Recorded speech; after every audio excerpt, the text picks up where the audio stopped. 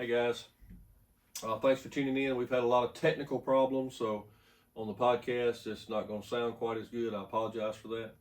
But what a busy 2 weeks it has been since our last episode, to say the least.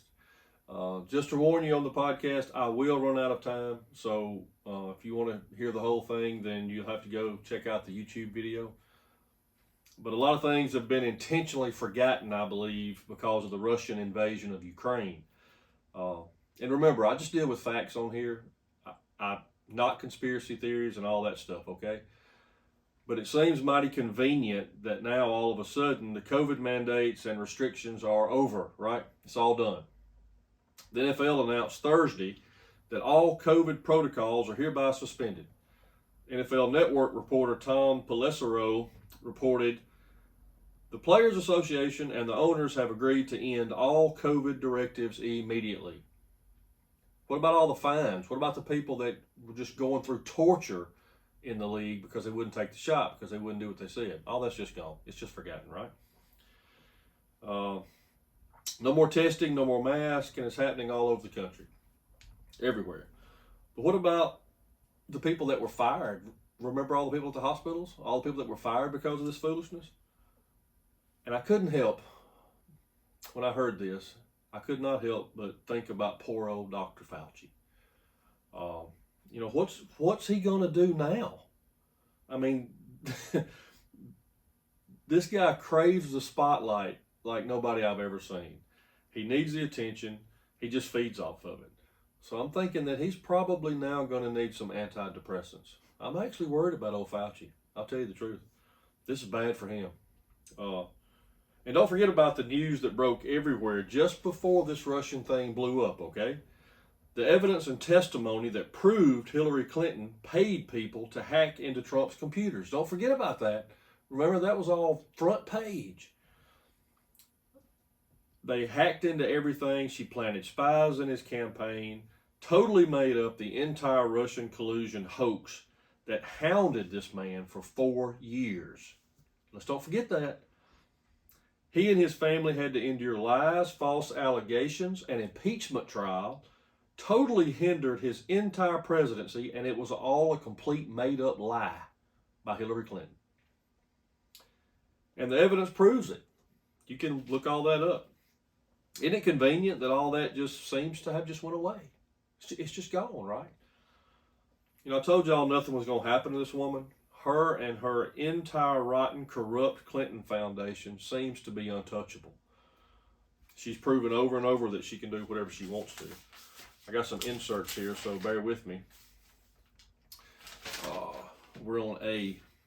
But as expected, the last thing I saw, all the media outlets are proclaiming that the earlier story about Hillary Clinton having people breaking into and planting evidence on the Trump campaign is false. It never happened. That's what the media is telling us now. When we have evidence, we have documented testimony from the people that were researching this that prove that she did it. But the media, they're all in lockstep, right? No, nothing to see here. Move on. Nothing to see. But that's what it is. The AP reports the federal government opposes the release of voting machine report. Remember all that was going on too? They were still going back to the 2020 election. That hadn't left, all the investigations. But a guy named J. Alex Halderman, he's the author of the report that was sent to the federal office, finds that over his 12-week analysis that the Dominion voting machines were found, quote, to have multiple severe security flaws. That's what the independent researcher found, okay?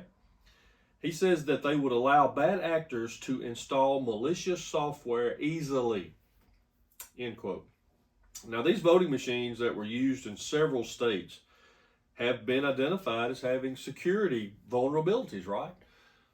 All this was going on.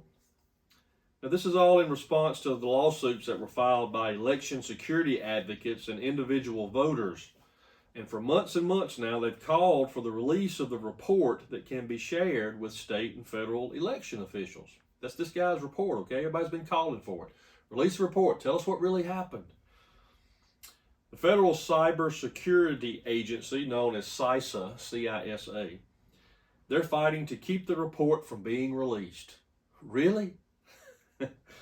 They said, until we complete our coordinated vulnerability disclosure, premature disclosure of Dr. Halderman's report could assist malicious actors and undermine election security.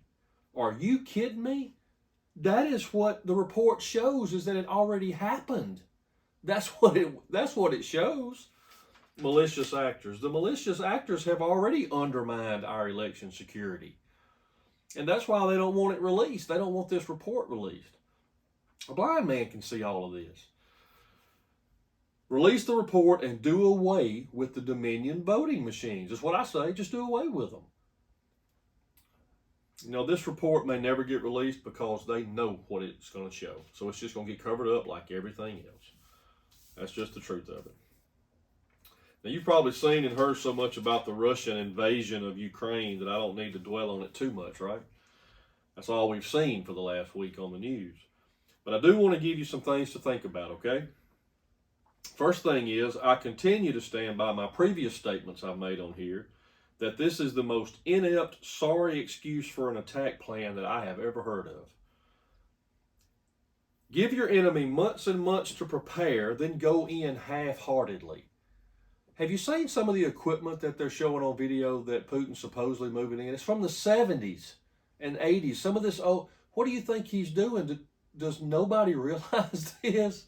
What's really going on? It just makes no military sense, none of it. And for Putin to have, think about this, guys, even if you're not former military, just common sense.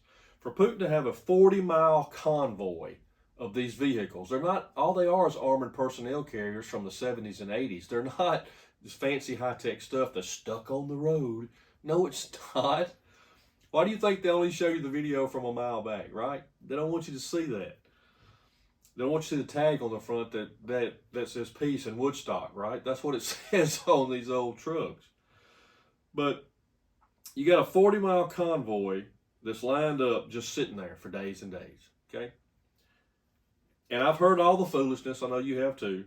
Well, the convoy ran out of gas, and they're not properly prepared, and they have flat tires, and they can't get really resupplied. I'm not buying it one bit, not one bit. They spent months sitting there on the border. They're supplied, people. That is a complete media lie. They have spare tires and gas, I assure you. Russia and Putin have fought many wars. He's not a 12-year-old that's just lost and doesn't know what to do. Let's use common sense here. This can only be one of two things. Now, y'all stay with me. I've talked to a lot of people, got a lot of different opinions. And I think this is only one of two options of what's really going on here, okay? One is what I'm kind of leaning toward this one, but he's trying to bait NATO into joining the fight. That's what I think he's doing. That lined up convoy is a sitting duck for a couple of A-10 Thunderbolts. I don't know if you know anything about the A-10 Warthog, but it's made for stuff like this. And it wouldn't take but a couple of them a day, and they're done. The whole convoy's gone. Now, the problem is Ukraine doesn't have any A-10 Thunderbolts, but all the countries surrounding Ukraine do. All the NATO countries do because we put them there. So that aircraft is there, and Putin knows that. They're not even camouflaged. They're just out in the open, just a snake-long convoy of these vehicles just sitting there. I believe he's trying to bait NATO into coming over there and doing something. Then he'll have the excuse that he needs, right? If he can get NATO involved, that was his entire argument, is that NATO's trying to take over Ukraine, and they're going to be right on our border, and they're Nazi fascist, is what he keeps saying. So if he can get somebody to come over there and join this, then the NATO alliance will have attacked him, and he will have been proven right to his people, and then he can open up full-scale war. It's what I think he wants to do. But you have to remember now, let's just use common sense. What we know that Russia has over 4,400 nuclear warheads. That's just what we know of. Now, would he use one? Who knows what an atheist communist dictator will do? I don't know. I would hope not. But you have to think about that.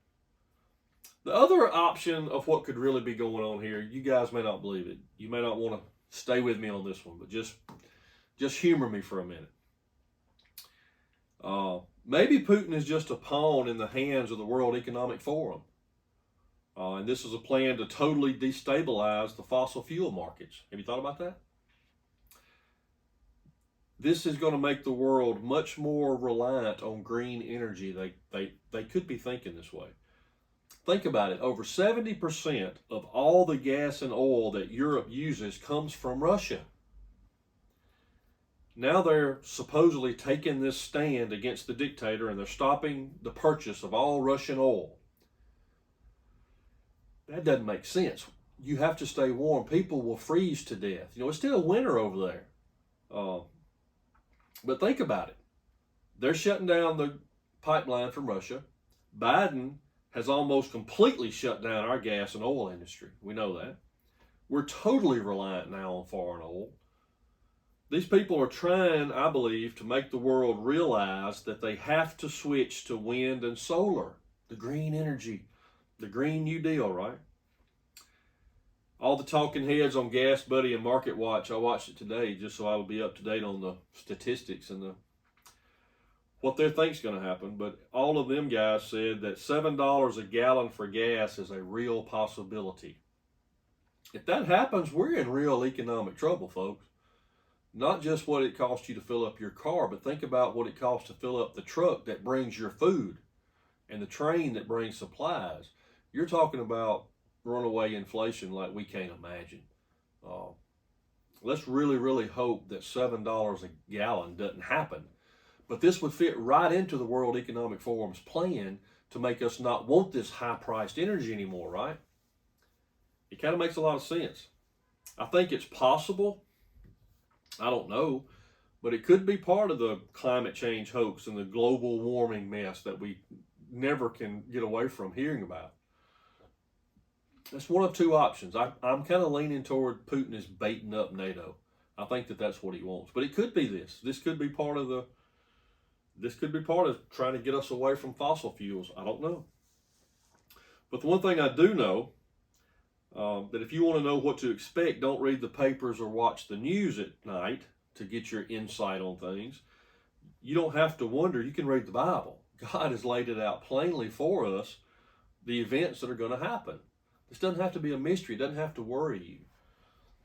What we know for a fact is that Russia, China, Iran, and Turkey have formed an alliance, just like the Bible tells us they were going to. That's already happened. They just had their maneuvers, their naval exercises out in the Indian Ocean a few weeks ago, right? Remember that? Yeah. Now, I don't believe that this current conflict necessarily has anything to do with that, but it could be laying the groundwork for it, because we know it's going to happen.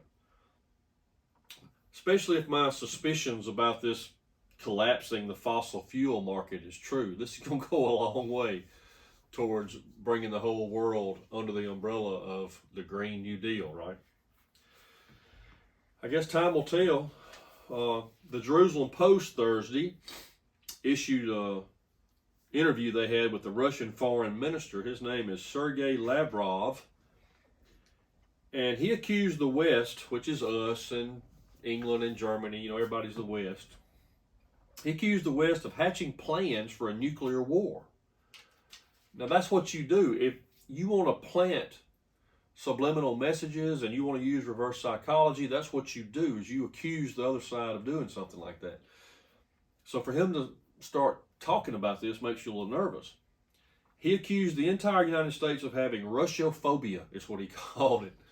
And I kind of agree. Everything is, Russia, Russia, Russia.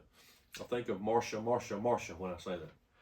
But what he said was, the demilitarization of Ukraine will be completed, even if we sign some type of peace agreement. Putting that in common English, what he said was that they will continue this operation until they decide that they're through. Nobody's going to bully them into stopping. They will take over Ukraine. And that's the whole thing that any common sense person that knows anything about what's going on realizes, that Putin could have stopped this in 2 days. He's got 10 to 15 times the military armament that Ukraine does. Nobody's coming to their aid. He's got the best, newest stuff that you can create, and he's not using it right now. Makes you wonder why. Why is he dragging this out? So we need to be real careful and not bite into the bait that he's wanting us to take, because that's what he's doing right now. But as the Ukrainians fight for their lives and fighting for their nation's survival, basically, people are marching and protesting all over the world against these overreaching governments. Things are happening everywhere, but then you look back here. The Washington Free Beacon reported this week that, quote, you're not going to believe this, guys, but it's the truth. You can look it up. The U.S. military now focusing on training of how to deal with transgender soldiers. Are you blooming kidding me? That's what our military is focusing their training on with what's going on in the world. It's almost unbelievable, isn't it? But that's what's happening.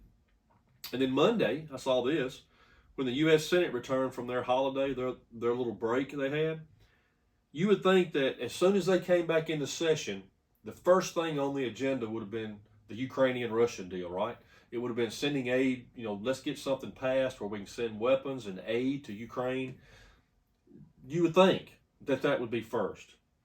But no, the first order of business when the Senate reconvened Monday, they brought up a bill called the Women's Health Protection Act. And this would make all abortions up until birth legal. That's what your Senate decided to do Monday. With the Russian-Ukraine thing, they want to bring up another abortion bill. And what it would do basically is it would cement the Roe versus Wade decision into federal law forever. Try to get around all these states that are doing what they're doing. But people all over the world fighting for life and liberty, and our government is focusing this week on transgenders and being able to legally kill a baby. That's what the United States of America is focusing on this week. We're in serious trouble, folks. We're in serious trouble as a nation when you look at this stuff that's going on. Now you see why the Bible says very plainly in end times prophecy that when Israel comes under attack, no one will come to her aid. And we won't be able to. That's just what I believe. We're going to destroy ourselves, and we're well on the way. We've turned our back on God, and I believe that He's going to remove His hand of blessing from us. Bible tells us plainly that will happen. And as a nation, we are just quickly becoming a hollow shell of what we once were. And it breaks my heart. It's sad, but it's going to happen. Florida is about to pass a ban on all abortions after 15 weeks. They're following the stringent thing like what Mississippi did. While Vermont is about to put into their constitution that all abortions are allowed. So you got Florida, who's trying to put some limits on baby murder, and then you got Vermont, and they did a survey, and 70% of the population agrees with abortion on demand up until birth. We are a nation so divided that in so many issues, how in the world can one nation be that far apart on things? But that's where we're at. And it's rampant in our churches also. Let me read you this. This is from WSFA News out of Montgomery, Alabama. Fraser United Methodist Church is over there. It's a big church. They voted the other day to disaffiliate from the United Methodist denomination. One of Montgomery's largest churches, I'm quoting from the news article, one of Montgomery's largest churches will now become part of the Free Methodist Church when they met at their annual conference in June. That's what they decided to do. They decided to split. I've been talking about this for a while, about how the Methodist Church as a whole is going to split, right? But the United Methodist Church, the UMC, that's like the main body, like the Southern Baptist Association, the SBC. Well, this is the UMC. They've used the excuse of COVID for the past 2 years to postpone their annual conference because they know that when they do, the denomination is going to split right down the middle. And the split is because of the UMC's liberal move toward allowing homosexual marriage and allowing LGBTQ plus individuals to be ordained clergy, right? Now, they have this year's conference scheduled for August the 29th, and I'll be surprised if this one doesn't get postponed again, because they know what's going to happen. They put it off for 2 years, but the Methodist Church is going to split right down the middle over this issue. I don't see any way around it. Now, I don't know how many of you watched Biden's State of the Union speech the other night. I'm trying to rush through some of this so the podcast folks can hear everything. But I watched the State of the Union the other night just for you guys. And oh my goodness, the blind hypocrisy is unbelievable. I wonder, do the speechwriters think that no one can remember anything? Do we all have amnesia, like from day to day? Nobody remembers what was done yesterday? Or are we that bad of sheep that we just blindly follow and we can't think for ourselves anymore? 5 things I have to comment on from this speech. I've got to do it. Number 1, he said that we need to strengthen our borders. I said, what? From the guy that did away with everything Trump tried to do on the border. Day 1, week 1, he came in and stopped everything on the border. They stopped building the wall. He's allowed 3 million people in with no ID, no court date, and they've been flying them all over the country in the dead of night. He has completely opened our borders, and now he gets on here and says, we need to strengthen our border. Number 2, he said that we need to fund our police. Does nobody remember that he allowed our cities to be looted and burned and would not allow them to even be arrested? No one was arrested for this. And he was in the back pocket totally of Black Lives Matter when they were calling for the defund the police movement. He was all for it. Now he's saying that we need to fund the police. Number 3, he said that we've added more jobs than any other administration. Say it ain't so, Joe. Say you didn't say that and think that we don't understand what's going on. Because of your policies, you paid people to not work. Everybody was getting sent home because of the mandates, all these different policies. You were giving them money to not work. And then when that money ran out and people went back to work, you claimed that as a job created. Oh my goodness. Number 4. He said that we need to pass the voting rights bill. This bill, as I've described many, many times on here, is a way to legally cheat. That's all it is. The bill would allow voting with no ID at all. You don't have to provide any ID. Drop boxes everywhere. You just scratch your name on it, or scratch who you want to vote for, put it in the box. With not even a signature check. That's what this voting bill that they're trying to push would require. No ID, no signature check, nothing. And that's voting rights? That's make it easy to cheat bill. That's what that is. And number 5. I've rushed through some of this, so I think I'm going to get through, thank goodness. But number 5, President Biden had the unmitigated gall to say that we need to start buying American-made products. I almost had to stop watching at that point, but I didn't. For you guys, I kept watching. The same man that used taxpayer money to buy millions of COVID masks and tests from China, he used our tax money to buy all this stuff from China and then tells us to buy American. The same man that shut down the Keystone Pipeline and put a stop on any more oil exploration at all. You can't get the permits, you can't do any more oil exploration. And he continues to buy over 900,000 barrels of oil a day from Russia today. This same man says that we need to buy American. That's just unbelievable. I said blind hypocrisy because I couldn't think of anything stronger. It's just unbelievable that we the people don't stay informed enough, we don't stay educated enough, we don't bring these things back to the minds of people. We shouldn't let them get away with this stuff. They treat us like we don't have a brain. And we really need to call people out when they're telling us a blatant untruth. That's a nice way politicians call lying. We need to call this out for what it is. It's just unbelievable. I'm going to leave off a couple of more topics that I had. I don't think that we need to look at too much of our woke culture. I think that we get the idea, right? I'll read you something out of Isaiah. Isaiah 53, verse 6. Isaiah says, all we like sheep have gone astray. We have turned every one to his own way. Isn't that the truth? And the Lord hath laid on him, talking about Jesus, the iniquity of us all. Just remember this. When the Bible calls us sheep, that's not a compliment, people. And that's what a lot of us act like. Just blind, ignorant sheep that don't have a clue. We don't know where to go, what to do. We need a shepherd. That's what we need. We need a shepherd, and that's Jesus. That's what we need. He took our sin debt upon himself so we wouldn't have to go to hell. You don't have to. All we need to do is come to Jesus in faith and repentance.